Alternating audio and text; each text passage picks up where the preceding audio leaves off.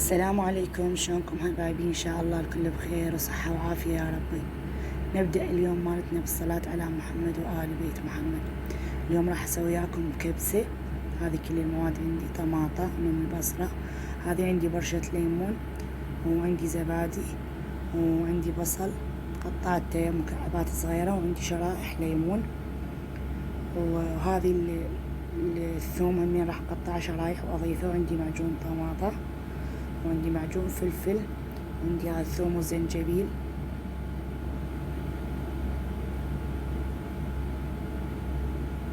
هذا معجون الفلفل كلش حار، قليل اضيف من عنده. والبهارات انتو كيفكم حسب الرغبة. انا بالنسبة لي ضفت هذه، عندي 7 بهار، وعندي بهارات برياني وكركم وماجي دجاج وبابريكا حلوة، وبصل باودر، بصل باودر. وعندي هذه الدجاجة غسلتها، هسه راح ارجع انقعها، اغسلها بماي وخل مرة ثانية.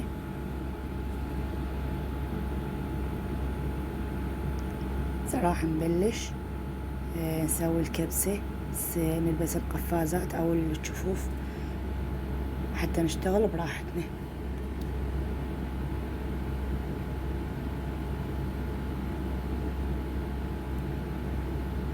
انا البس الجفوف يعني اثناء ما اشتغل، يعني اغلب الاحيان انا البس جفوف، لان انا يجي يعني اي شيء اصبغ بيها، اي شيء حتى البوتيتا من اقشرها همين تصبغ بصابيعي. فاذا الزم بهارات او اي شيء بسرعة ايدي اللي يصير بيها لون، يصير لونها اصفر، فلهذا انا دائما البس الجفوف.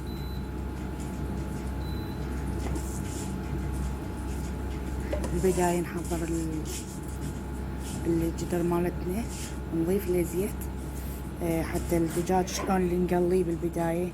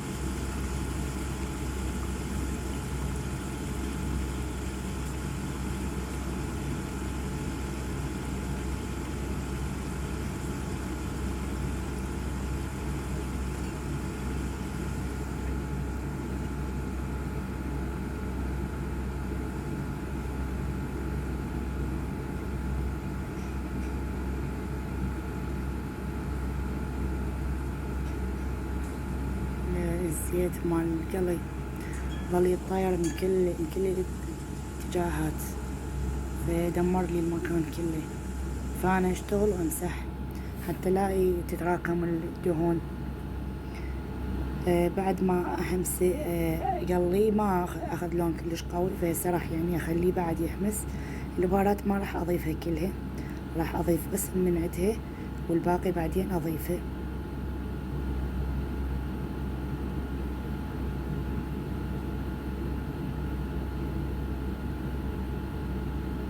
البهارات والاضافات اللي انا ضفتها كيفكم حسب رغبتكم، شنو اللي تحبون تضيفون. انا هسه بعد فلفل بارد همين راح اضيف، كان ما موجود عندي فجابوه الي من السوق، يعني كنت انا محتاجته. يعني احنا لين يقولون الفلفل البارد بفوائد اكثر من البرتقال، فلهذا احنا نجيب يعني دائما وبالعشاء هيجي اقصصه شرايح وناكله احسن، شوية يقوي المناعة.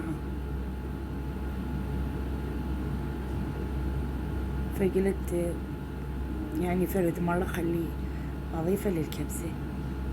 انتو اذا ما تحبون تضيفون عادي. الثوم اذا ما تحبون تضيفون همين مو مشكلة، تضيفون يعني برشة كلش قليلة، مثلا سن واحدة من الثوم، مو الا قد انا اللي ضفته. احنا لين يعني نحب هذه الشغلات بالكبسة او المرقة او التشريبة، فلهذا تشوفوني أنا أضيفه هواي. ضفت المكونات البقية، ضفت البصل وضفت الثوم والزنجبيل. راح أضيف معجون الفلفل. هذا المعجون كلش حار، شفتوه أنا سويته بفيديو، كلش حار، فيعني تضيفون عنده نسبة قليلة تصير حرارته قوية.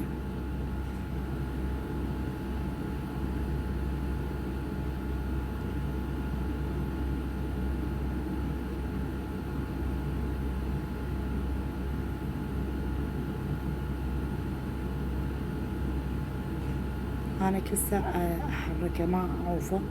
لا تخافون ما ينمرد الدجاج، لأن هو لا مسلوق ولا شي، بعد الدجاج ما مستوي، فلا تخافون عليه يعني خاف ينمرد أو فد شي، لا. حاليا هو بعد ما مستوي بس متقلي، فأنا كل ساعة أحركه. والليمون همين ضفت هذه شرائح ليمون. الليمون يشيل الزفرة مالت الدجاج، يعني الدجاج سواء كان ذبح أو جامد. هسه هذا الدجاج ذبح بس أنا ما ضفت هذه الشغلات مالت الكبدة والقانصة والهاي، هذول أضيفهم آخر شي، لأن بسرعة تستوي الكبدة وتنمرد، فلهذا أنا أضيفهم آخر شي. فشرائح الليمون تشيل الزفارة مالت الدجاج كلش، تقطعها.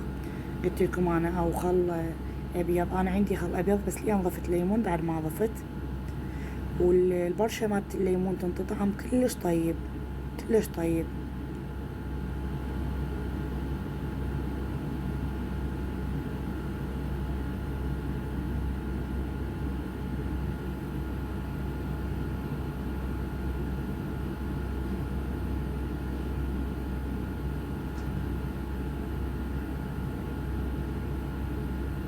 ضفت أنا معجون خاشوقة وحدة، وضفت هذه شرايح الطماطة، هذه من طماطية وحدة.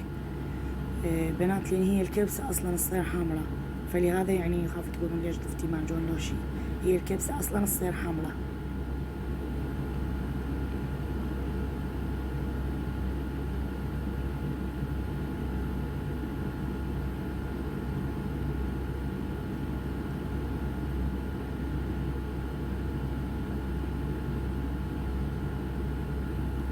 طفت الكهرباء فحولت على الطباخ الغاز.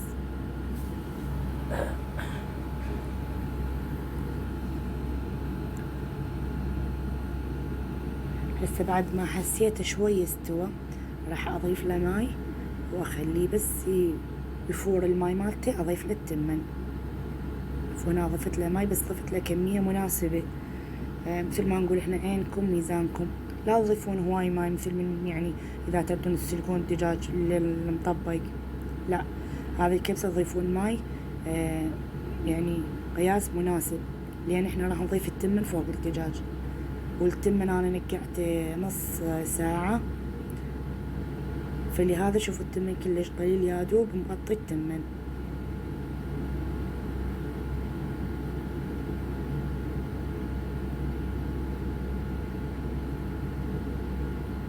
أنا ضفت الملح وضفت بقية البهارات كلها ضفتها.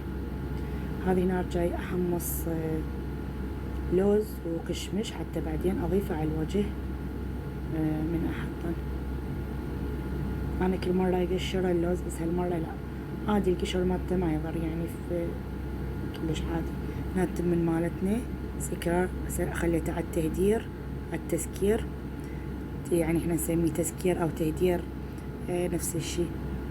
هسه هنا اجيت اسوي الزلابية بقياسات صغيرة مثل ما وعدتكم ذاك الفيديو، قلت اذا شفت تفاعل حلو بالفيديو راح اسوي بقياسات صغيرة.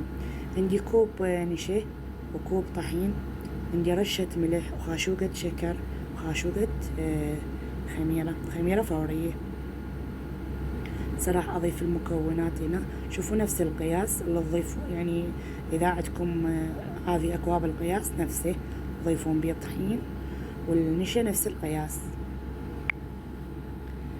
انا ضفت المكونات كلها. هسه راح اضيف الماي انا احتاجية كوب ونص.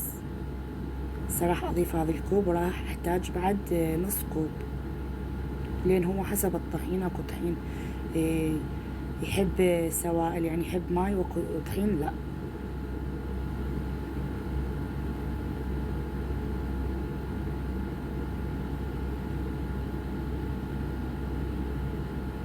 ضفت هذا النص كلش كفاية. حركها كل زين حتى تروح التكتلات البيها انا احرك بهذه المضرب وبعدين ارجع بالخاشوقة اسوي الحواف، لان اكو طحين يظل يعني لازق بالحواف، خاصة النشا يصير يعني شوية شون لزج فيلزق بالحواف مالتها. بس بعد ما اختمر راح اطلع الهواء من عنده وراح اعبيه بالعلبة مالت الكاتشب واقلي. كلش سهل وما يحتاج لا وقت ولا يحتاج يعني هواي مواد، يعني هاي المواد متوفرة بكل بيت، ما صار اكو بيت ما بيه طحين او ما بيه نشا، فسهل وحلو ونظيف وانتو تسوونه بالبيت على ايدكم والكمية اللي تردونها وبأي وقت يعني تشتهون تسوونه، خاصة من يصير من يجي الشتاء يصير الجو بارد. هذه الشغلات حلوة، الزلابي او البقلاوة او الطاطلي، فواحد يسويها على ايده الشغلات كلها متوفرة بالبيت. بس بعد ما عبيتها وكملت هسه راح ابلش اقلي.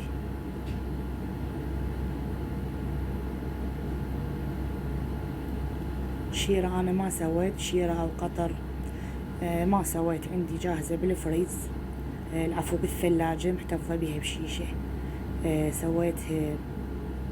سويت بقلاوة وسويتها إلها وزاد من عندها، فما احتاجيت اسوي، لان انا اصلا زلابية مسوية كمية كلش قليلة. هذه هنا سويتها تجربة حتى اشوف الزيت حار لو لا.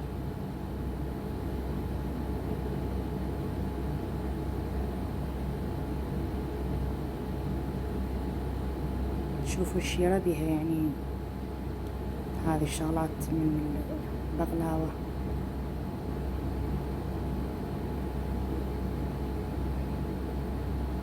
البقلاوة أنا ما أسويها دائما، يمكن بالسنة مرة أسويها فقط، ما أسويها هواي. ليش؟ لأن البقلاوة تحتاج واجد دهن مو زيت، دهن أو زبدة، وتحتاج مكسرات وتحتاج يعني هواي شغلات، فلهذا أنا ما أسويها هواي، لأن أصلا إحنا يعني ما ناكل دهن هواي أو فد شي، لأنه مو زين، يعني الدهن الزايد هم مو زين على الصحة. وشو هو الإنسان يريد الحجة بسرعة، على أقل شغلة بسرعة يطيح مريض، فما يعني ما نتحمل ناكل شغلة بيها دهن، لا أنا ولا زوجي. زوجي العام كلش يعني امتنع من الدهون، ضل ياكل شغلات كل شي أسوي إله زيت زيتون لأن ارتفعت عنده الدهون. ومع العلم أنا ما أطبخ بدهن، أطبخ بزيت، ومرات أخلي وياه دهن، بس بذيك الفترة كنت أطبخ كله بزيت، ما أطبخ الدهن، وأخلي نسبة كلش قليلة بالأكل. فبعدين ما ارتفعت عنده الدهون لا ظليت أقلي بزيت زيتون، أشتغل كله بزيت زيتون. يعني تقريبا صار لنا سنة إحنا ممتنعين من يعني الأكل الدسم والشغلات اللي بيها زيوت، فالبقلاوة تصير دسمة، فلهذا أنا ما أسويها، صار لي هواي ما مسويتها. بس يعني قبل فترة جحال اشتهوا وسويت لهم، وزادت من عندها هذه الشيرة، سويت همين كلش يعني نسبة قليلة، قلت حتى ما حد ياكل، ليش اسوي هواي، فسويت نسبة كلش قليلة قبل فترة وزادت من عندها هذه الشيرة. وهذه آخر شي الصراحة استخدمها وخلاص خلصت. هي الشيرة ما عليها شي حتى لو تبقى سنة كاملة بالثلاجة، لأن هي يعني حلي وبالبرودة فما عليها أي شي.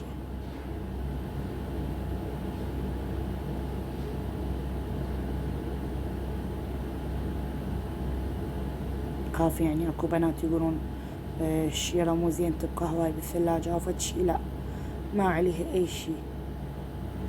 أصلا أنا ما أخليها هواي بالثلاجة لأن الثلاجة يعني ما بيها مجال، فأسوي قليل استخدمه مرتين ثلاثة. يعني آخذ مني شيشة هاي شيشة المعجون اللي كبيرة أسويها أترسها، يعني مو ترست نص وأخليها. أحتاج مثلا أكثر شي للقيمات والزلابية البسبوسة، فما تبقى هواي بسرعة يعني تخلص. هنا بسرعة استوت. لازم يعني تديرون بالكم، أنا يعني كنت أغسل الماعين وإيد للقلي وإيد للماعين، فلهذا استوى وزايد. يعني على أساس بنتي واقفة يمهم، بس ما أعرف شو احترقن وهي ما تدري بيهم، فلهذا أنا إيد للماعين وإيد للقلي، فشوية استوى فما عليهم أي شي، ومدام للبيت ما علي أي شي.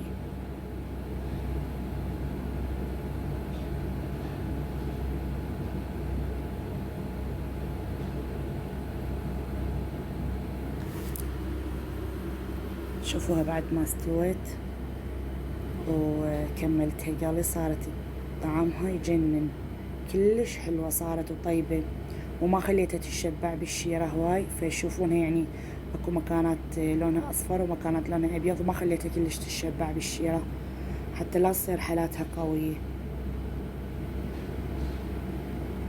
ما شاء الله طعمها كلش طيب، ان شاء الله تجربونها وتعجبكم.